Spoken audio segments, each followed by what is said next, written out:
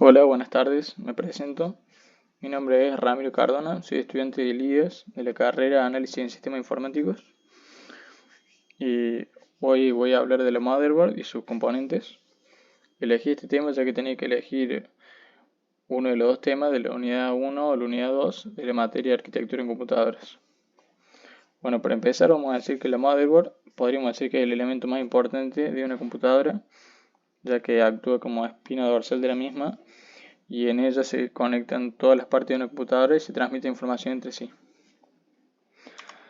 El bus o los buses serían los elementos principales de la computadora y de la placa madre, ya que a través de ellos se transmite la información de todos sus componentes. Se encuentra ubicado en la parte posterior de la placa madre y pasa por los zócalos y conectores de la tarjeta de expansión y periféricos. La característica más importante de estos buses es la cantidad de estas pistas que tienen, ya que a mayor cantidad de pistas, mayor cantidad de información va a poder transportar de una parte a otra de la computadora. Esto sería lo que se conoce como ancho de banda. Bueno, tenemos 5 buses principales. El frontside bus es el bus que conecta el microprocesador con el load bridge. El backside bus conecta el microprocesador con el cache nivel 2. El bus del ID o de ATA conecta el source bridge con los controladores de disco. El bus de AGP que conecta la placa de video con la memoria RAM y el microprocesador. El bus de PCI conecta las ranuras de PCI con el source bridge. Bueno, vamos a explicar un poco más de detalle cuáles son las ranuras y conectores que tiene una placa madre. Para empezar, hablamos de la ranura de memoria, que van a determinar el formato y la cantidad de memoria que podemos instalar en nuestro dispositivo. Podemos hacer referencia a esta plaqueta como módulo de memoria RAM.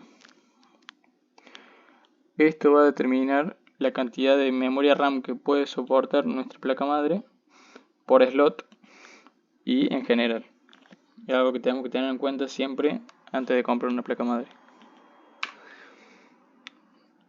Otro componente muy importante es el zócalo del microprocesador, que es el que sufre más actualizaciones y cambios debido al avance tecnológico y también estrategia de mercado. Para comprar una placa madre debemos tener en cuenta el tipo de zócalo que utiliza el microprocesador, cuál es el bus principal, generalmente es el frontside bus, y a qué velocidad funciona. Bueno, vamos a explicar un poco más de detalle qué es el FSB o Frontside Bus. Es un camino por donde el microprocesador se conecta con el resto de los componentes de la PC y se lo interpreta como la velocidad medida en MHz a través de la cual se transfieren los datos. También tenemos QPI, Quick Path Interconnect. Surge para cubrir básicamente dos tipos de configuraciones.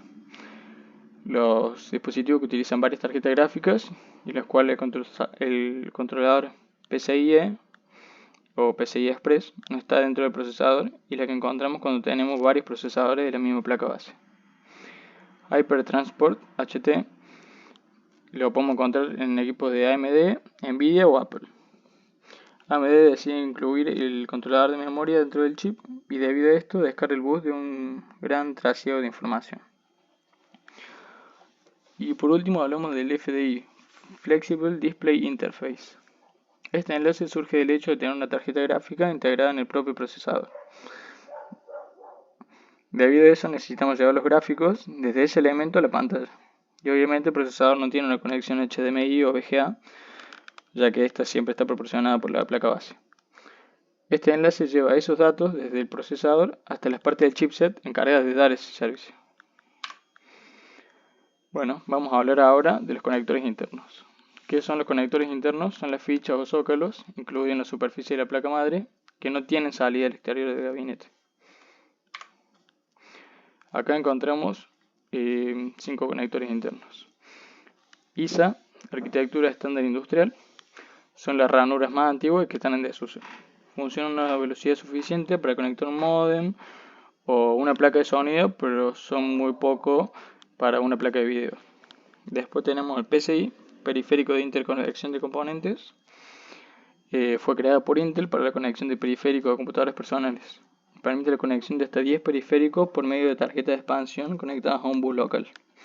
AGP, que también lo nombramos anteriormente, puerto acelerador de gráficos, permite conectar tarjetas de video con alta prestación en reproducción de imágenes tridimensionales. PCI Express, que viene reemplazando lo que sería el PCI, y sería la nueva generación de ranuras para placa de video, y también estarían reemplazando lo que sería las AGP, debido a que la velocidad que pueden transmitir es el doble de lo que transmite un puerto AGP. Y por último hablamos de AMR, CNR y ACR. En 1998 Intel desarrolla la ranura AMR, que está orientada a placas de sonido o modems gestionados por software. 2 años después, la misma firma sacó al mercado su ranura CMR, que además de soportar todo lo anteriormente dicho, soporta también placa de red. Y ese mismo año los fabricantes de VIA y AMD desarrollan CNR. Vamos a hablar de los conectores del panel frontal.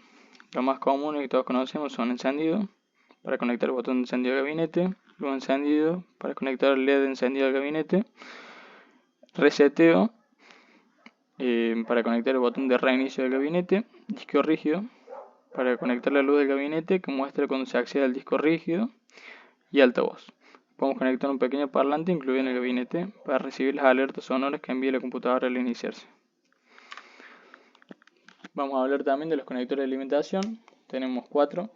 ATX, se encarga de abastecer de energía con diferentes tensiones a la placa madre. ATX 12B 2.01, su función es la misma que la de la ATX, pero incluye 4 pines nuevos con refuerzo de tensiones para estar acorde con el alto consumo de los nuevos procesadores. Conector de 12 volts. Este conector se utiliza como refuerzo directo para alimentar el procesador y no sobrecarga el conector ATX. Y el conector de 3,3 volts. Las tensiones recibidas por este conector se emplearán para asistir a la alimentación de placas de expansión o componentes integrados. Vamos a hablar también de los conectores externos. Estos son 5. Puerto serie, desarrollado para permitir comunicaciones de 2 vías entre distintos dispositivos y la PC. Esto ya prácticamente hoy en día no se utiliza. Los puertos PS2 fueron creados para la conexión del teclado y mouse y constan de una clavija del tipo Mini DIN de 6 patillas. Puerto paralelo, en un principio se diseñó para conectar impresoras a la PC, pero ha ido evolucionando y sirve para distintos fines actualmente. Por ejemplo, se utiliza para escáneres, capturadores de video y unidades de almacenamiento. USB y USB 2.0, que todos conocemos. El USB, también conocido como Universal Serial Bus o bus de serie universal, es un estándar que permite la conexión de dispositivos plug y play externos. Su ancho de banda es de 1.5 MB por segundo y la versión 2.0 soporta los mismos dispositivos, tiene la misma ficha, pero sube esa velocidad a 60 MB por segundo, lo cual genera un gran avance tecnológico.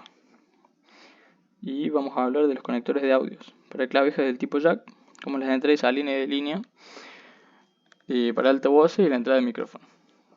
Generalmente estos son de color verde para entrada de sonido, roja para salida de micrófono y azul para entrada de línea. También podemos hablar de los componentes integrados que tiene la placa madre. Tenemos el sonido, que actualmente es complicado encontrar ya que en casi todas las placas madre tienen sonido on-board, o sea que lo tiene incluido en la placa madre.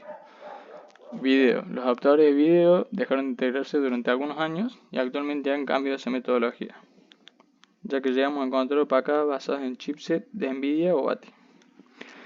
Red. La necesidad de los usuarios de estar conectados a una red local o internet se ha incrementado. Y en algunas placas madre podemos encontrar hasta 2 placas de red. ¿Esto para qué sería? Para que podamos estar conectados por un lado a un LAN y con la otra conexión podemos generar una conexión ADSL. Por último hablamos de Bluetooth o de Wi-Fi, que son conexiones las conexiones inalámbricas están haciendo furor actualmente. Por ello podemos encontrar dispositivos Bluetooth o placa de red con norma Wi-Fi. Bueno, eso sería todo el tema. Espero poder haber explicado que les sea útil.